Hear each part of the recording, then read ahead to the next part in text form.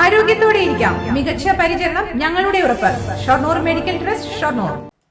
ഒറ്റപ്പാലം നഗരസഭാ ബസ് സ്റ്റാൻഡിൽ യുവാവിനെ ആക്രമിച്ച കേസിൽ 4 പേർ അറസ്റ്റിലായി. പൈങ്കുളം കോടംകുന്നത്ത് വീട്ടിൽ നജീബ്, നിഷാദ്, കോതകുറിശി വീട്ടിൽ ബിനീഷ്, ചേലക്കര നടവാക്കയിൽ വീട്ടിൽ അബ്ദുൾ റഹ്മാൻ എന്നിവരെയാണ് ഒറ്റപ്പാലം പോലീസ് അറസ്റ്റ് ചെയ്തത്.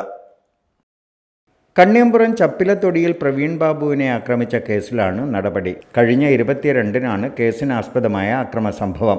ഒറ്റപ്പാലം ബസ് സ്റ്റാൻഡിലും ഹോട്ടലിലുമായി നേരത്തെ ഉണ്ടായ തർക്കത്തിൻ്റെ വൈരാഗ്യമാണ് അക്രമത്തിൽ കലാശിച്ചതെന്ന് പോലീസ് പറഞ്ഞു. നജീബും പ്രവീണും തമ്മിലായിരുന്നു വാക്കുതർക്കം. ഇതിനുശേഷമാണ് 22-ന് നജീബ് സംഘമായെത്തി ഇരുമ്പ് ഉപകരണം കൊണ്ട് ആക്രമിച്ചത്. പ്രവീണിൻ്റെ ഇടതുകണ്ണിനും താടിയെല്ലുകൾക്കുമാണ് പരിക്കേറ്റത്. ഇയാളെ ആദ്യം ഒറ്റപ്പാലം താലൂക്ക് ആശുപത്രിയിലും പിന്നീട് തൃശൂർ മെഡിക്കൽ കോളേജ് ആശുപത്രിയിലും പ്രവേശിപ്പിച്ചു. വധശ്രമത്തിനാണ് കേസ്. 4 പേരെയും കോടതിയിൽ ഹാജരാക്കി റിമാൻഡ് ചെയ്തു. ഒറ്റപ്പാലം പോലീസ് ഇൻസ്പെക്ടർ എ അജീഷിന്റെ നേതൃത്വത്തിലാണ് അന്വേഷണം. Time kids pre school, Mannannur road, Vaniyamkulam. Dot view news. കാഴ്ചകളാണ് ലോകം, കണ്ടു തുടങ്ങുക.